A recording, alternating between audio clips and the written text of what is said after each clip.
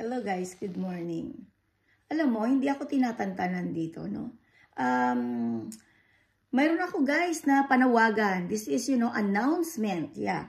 They say that Denmark have rights to kill me here in Denmark. Using government in Philippines. Well, announcement, my dear President Marcos, do you want to kill me so you can have a money? This is a games. A reality games, yes. If you want to kill me, I want that you go to Pandan, yes, if I'm there, yes. And then, I want all of the journalists, international, yes, this is the reality that I want to, know. I want that all people know, not know, because I know already, yeah.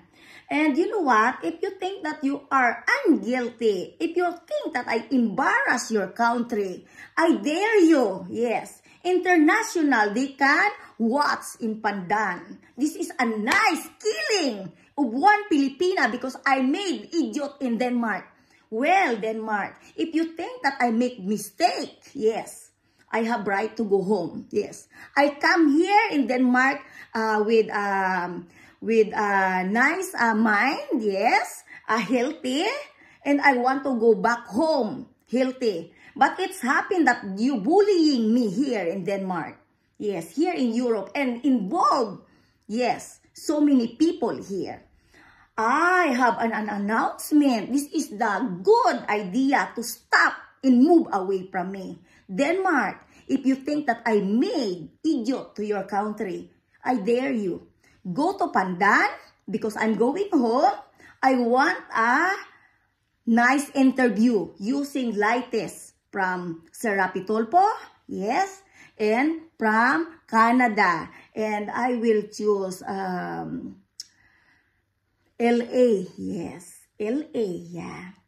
I think it's a good idea, Denmark, that all people all over the world know what is the reality. Lie or the reality, because you always make lie, yes. I want to know that everybody know the reality happen about me here in Denmark and my daughter. Now, Denmark, if you think that you can kill me in public, you can do that, Denmark. If I'm guilty, you can kill me in front of so many people in Pandan. Well, Denmark, I dare you do it. Because you know what? I feel headache that you always following wherever I go. And I cannot concentrate what I want in the future. Because you always ruin my life. Now, Denmark, using a Filipino 2023. And you know how many years you made me idiot in my life? Huh? Since I came in Denmark 2002, yeah. You always following wherever I go, yeah. Yes, and give a medication. Denmark, remember, people from Philippines, all Filipina in Philippines, we cannot go abroad if we are crazy. We didn't allow to go out if we are crazy. Now, Denmark, if you're stressed in life, because, this is happening here in Denmark, that you said that I embarrassed Denmark. Well, Denmark, I dare you. You can kill me in Pandan. Yes. If I'm guilty, Denmark. If I'm guilty that I embarrassed Denmark country. Well, Denmark, if you can do that, it's a good idea. Invite all of my relatives, all people, yeah. All of my relatives, okay? Yes. And then, we need a latest, yeah. You are in Denmark side, you are there, and then, people, nice people is here, yeah. And Denmark, yes, this is the good idea, so you can stop me. Stop following my ruin my life, yeah. And you never stop, right? And this is, best task that you need to do is, follow me in Pandan and give me a time when you can kill me in front of so many people, and then international can watch, yeah. Ayun. Pag ginawa mo yon, ayun, good. Yeah. Good na good. Pero pwede ba? This time, tigil-tigilan nyo ako. Wala naman akong pakialam talaga sa inyo eh. Matapang lang kayo dahil you use a strong person, a big body person. Look, Denmark, I'm so small to make a crimin. I cannot make crime.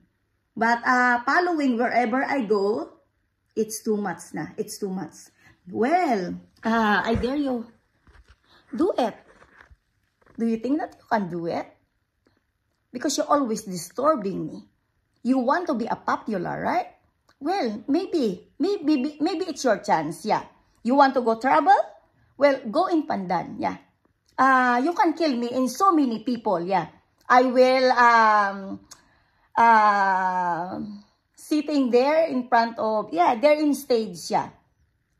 Yeah, kailangan ay nakaupo kami sa stage with lights, yes.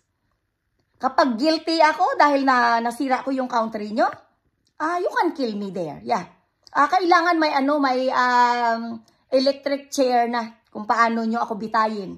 At kapag guilty ka, Denmark, lalo rin yung mga droning nyo, prime minister nyo, kapag guilty kayo, gusto ko kayo ang mabitay. Yeah. Alam mo ka bakit? Sinisira nyo ang buhay ko na maraming taon. At proud na proud kayo. You are proud following wherever I go and ruin my life. Alam mo, sa totoo lang, pagod na ako eh. Dahil, I know, there's a relatives.